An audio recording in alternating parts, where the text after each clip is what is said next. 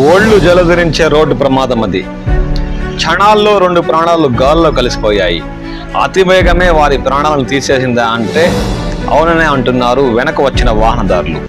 తెలంగాణ రాష్ట్రం హైదరాబాద్లోని మేడ్చల్ వద్ద రాజీవ్ రహదారిపై అతివేగంగా వస్తున్న కారు అదుపు తప్పి డివైడర్ను దాటి అటువైపు వస్తున్న బస్సును ఢీకొంది. ఈ ఘటనలో 2 సాఫ్ట్వేర్ ఉద్యోగులు సంఘటన స్థలంలోనే మృతి చెందారు. బస్సు వెనక వస్తున్న కారులోని డాష్ బోర్డ్ కెమెరాలో ఈ దృశ్యాలు రికార్డ్ అయ్యాయి. అవేంటో మనం ఈ వీడియోలో చూద్దాం.